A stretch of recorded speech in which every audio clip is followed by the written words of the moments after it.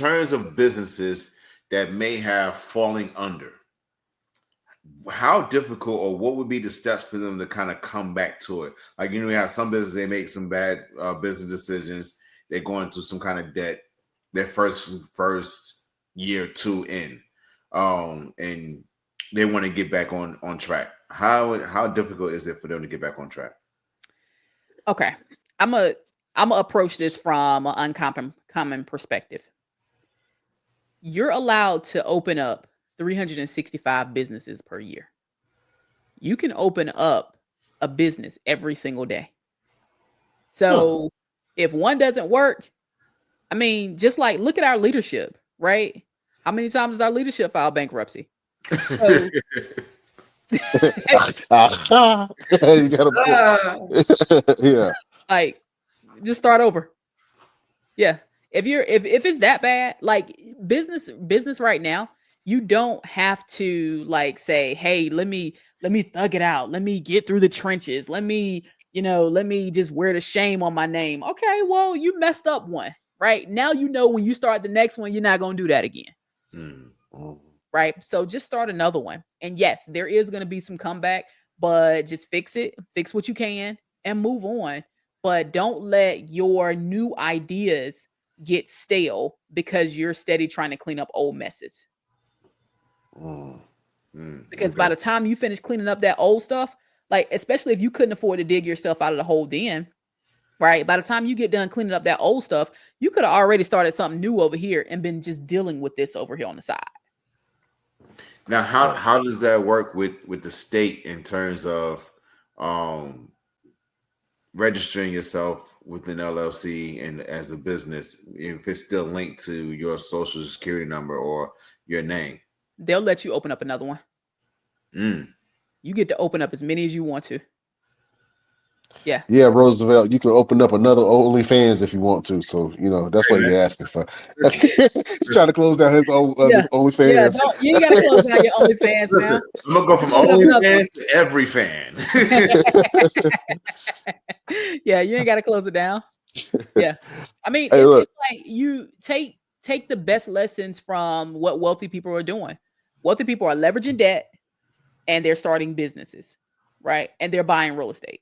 So leveraging debt, starting businesses, buying real estate. And in all of those, you are able to say, you know what, this ain't working out for me. Let me file bankruptcy. And I'm not saying like use that as a fanatic strategy, but it's there for a safety net. So you don't have to struggle through anything. Like, yes, it's going to be hard building your business. But if something just happens so detrimental that you're like, you know what, I'm going to have a real hard time building, like getting myself out of this mess. And I don't even want to deal with that. I know what I did wrong. I've learned from that. And I know how to start it over. Start it over fresh. Just start another one. It's fine. Let me ask you a question for people who are trying to get some things back on track with their life. What's the best way to develop or create a financial strategy for yourself or for your household?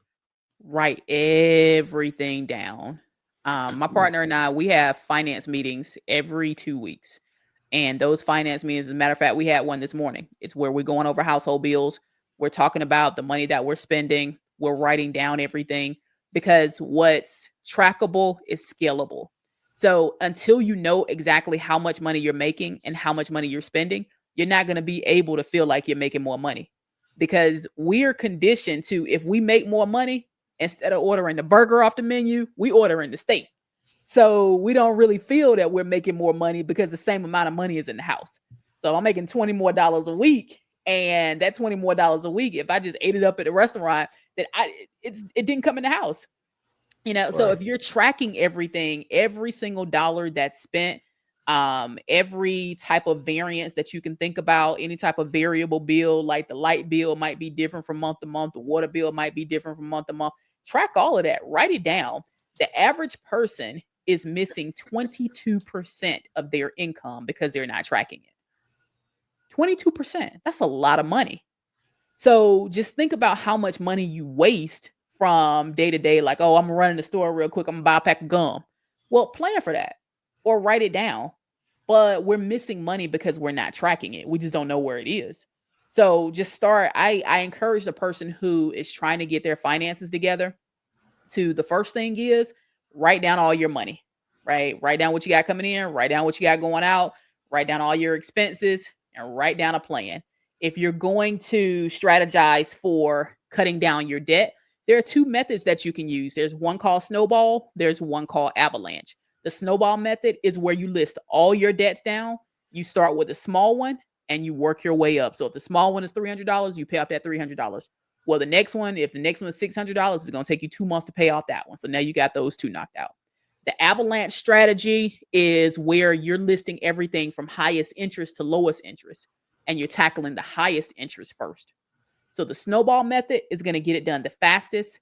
The avalanche method is going to save you the most money. So you got to figure out which one of those are going to be most important to you. But just picking a strategy and sticking with it, that's the one that's going to work. Oh,